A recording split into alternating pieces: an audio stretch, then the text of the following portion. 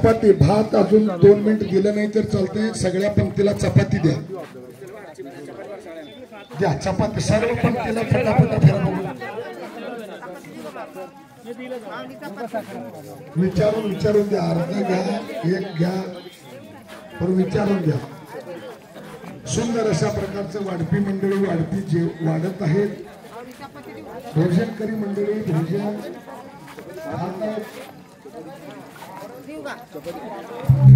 सकाळी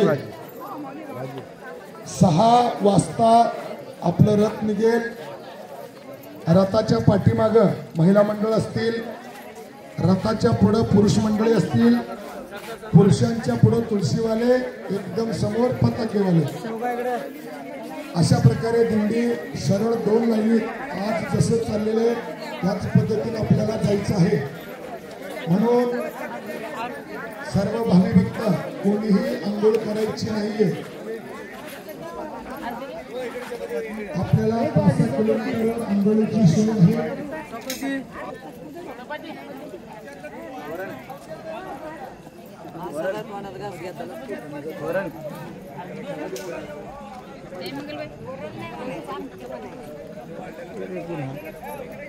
आमटी भाजी सगळीकडे फिरवा बघू.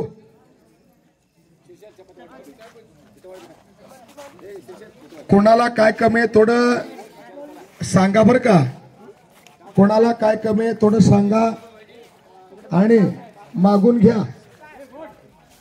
तर अजून एकदा महत्वाची सूचना ती उद्याचीच आहे.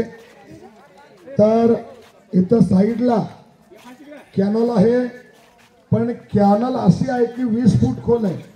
पाण्याचा वेग भरपूर आहे. कोणीही तिकडं जायचं नाही.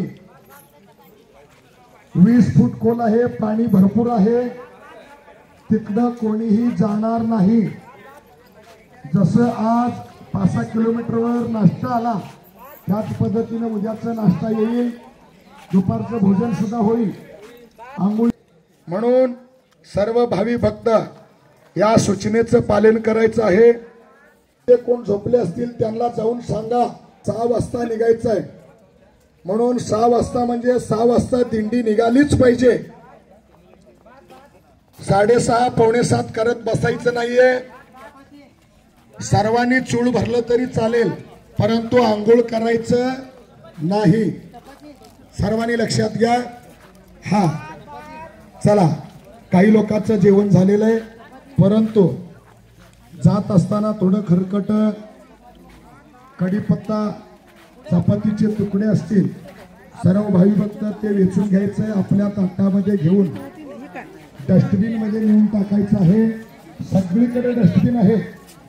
हा, आणि डस्टबिन मध्ये टाकत असताना थोडं त्याला दाबा उजव्या हाताने गच बसेल डस्टबिन मध्ये.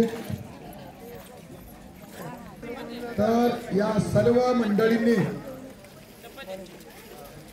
हात धुवून काकांच्याकडे यायचंय बरं का.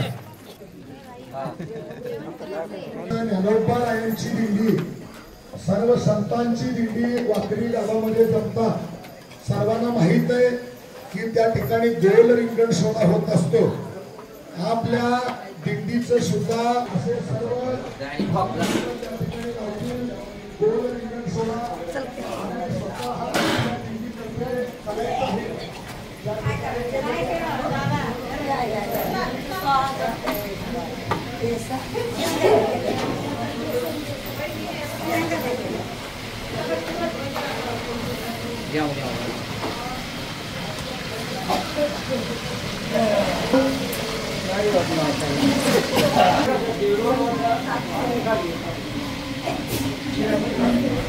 Bravo.